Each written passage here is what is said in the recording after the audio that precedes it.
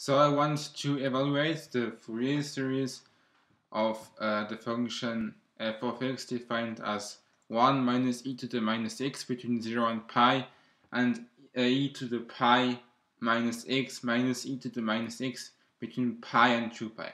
And of course this is as usual 2 pi period.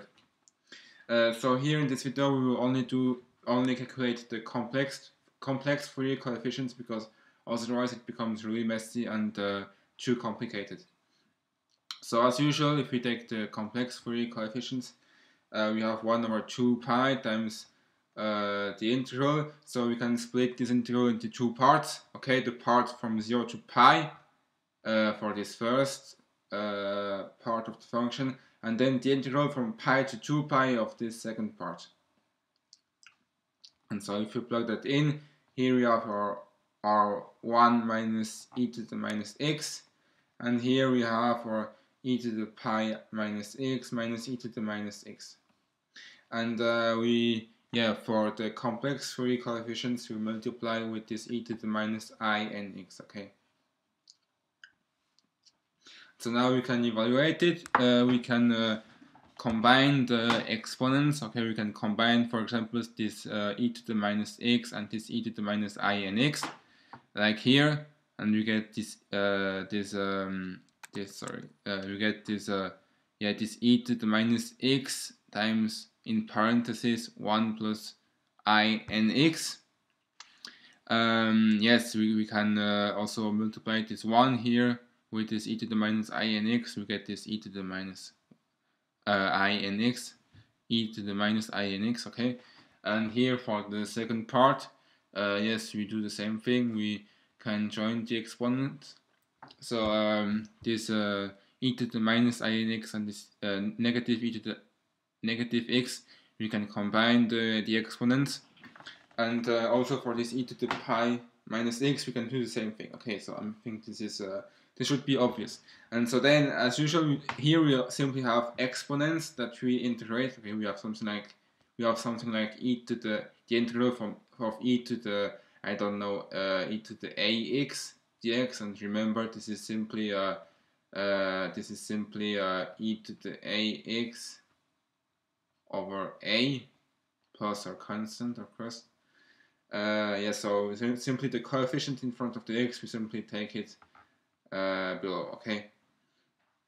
And so we do that. Here we get minus in, here we get minus 1 plus in, here we get minus 1 plus in, and the same thing here, okay?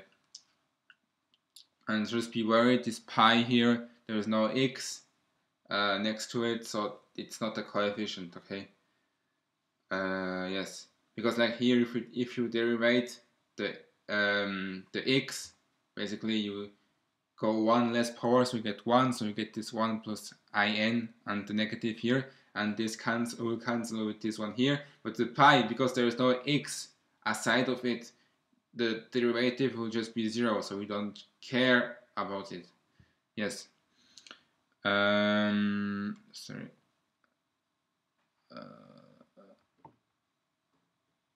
Yes, and so we continue, and then we plug in our values. So from 0 to pi and pi to 2 pi, so you plug in everything. We get our minus 1 to the nth power as usual, and we get this whole bunch of results, which seems really scary. This value here, so this minus e to the minus pi times minus 1 to the nth power over minus 1 plus in, this thing cancels with this thing here, which is the same thing, but the sign is different. Okay, here it's positive because you have negative here and negative here, so you get positive. And here we have positive and negative, so we get negative. So we both cancel. Yes, we can also, here we can factor out 1 over in to get that thing here. Sorry, not this plus here. This 1 over in times 1 minus 1 to the nth power. Here we can combine this thing and this thing here. we get 1 over 1 plus in times this negative 1 to the nth power minus 1. Okay, there's a minus here and a plus here, so we get minus. And the area of minus minus, so positive. And now we can combine this value here and this value here, and we get there's an e to the minus pi here and e to the minus 2 pi here, so we can factor out an e to the minus pi here. So we have in parentheses this e to the minus pi and minus 1. Okay, so if you multiply that with this e to the minus pi, we get e to the minus 2 pi.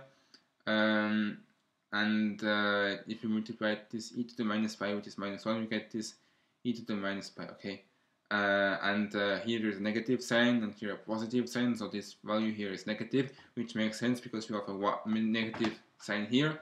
And here we have a negative sign and a negative sign, so we get positive, and so we get our positive value here.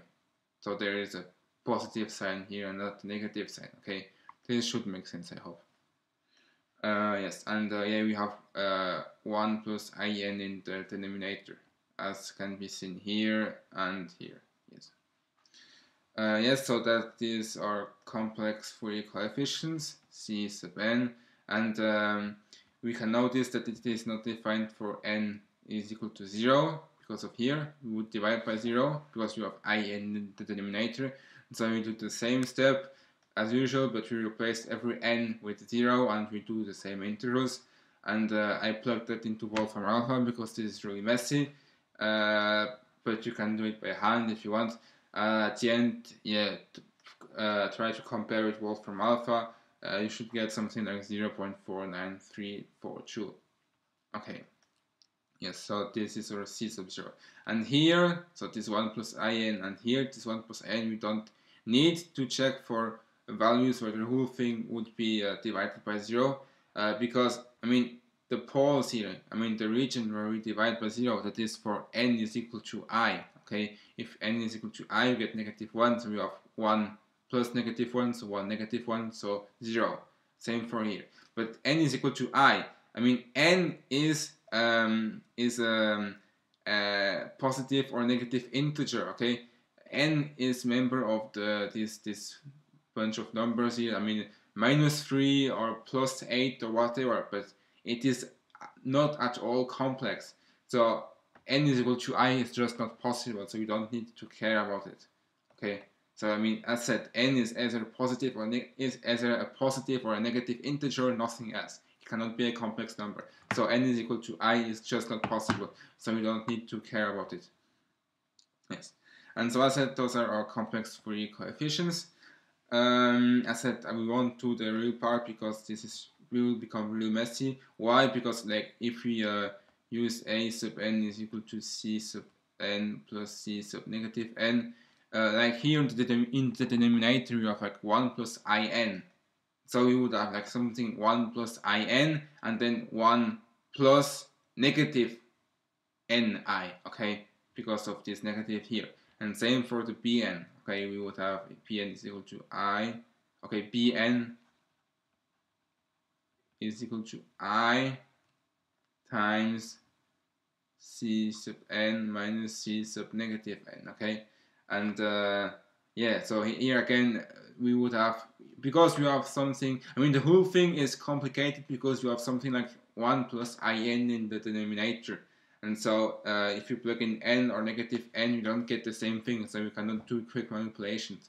Like if you plug in, if n is positive, you have this 1 plus in, if n is this negative n here, so if you replace this n with this negative n, you get 1 minus in and not 1 plus in. So it's I mean, yeah, you can take the complex conjugate, of course, but still this is really messy, so we won't do it. So this is our complex Fourier coefficients, and I said the only region where you could divide by 0 is if n is equal to 0, and so we evaluate that separately.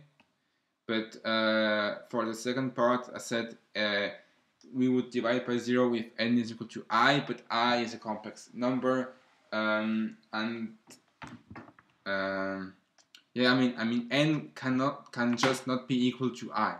can be equal to 3 or minus 27 or plus 113, but it cannot be equal to any imaginary number, okay, or any other complex number where the imaginary part is non-zero. That's just not possible. Okay. Yeah. So as usual, yeah, we did the same thing as usual. We split the integral into two parts, and then evaluated it. Here we don't need to do integration by parts, so we don't need the tabular method. Yes, we combined the exponents, and so we can just integrate an exponent, and it's easier. And that's it. And I said we won't do the real part because this is really complicated. You can do it if you want. You can try it. Anyway, yeah. So this is a bit a short video, but yeah, yes. Thanks for watching.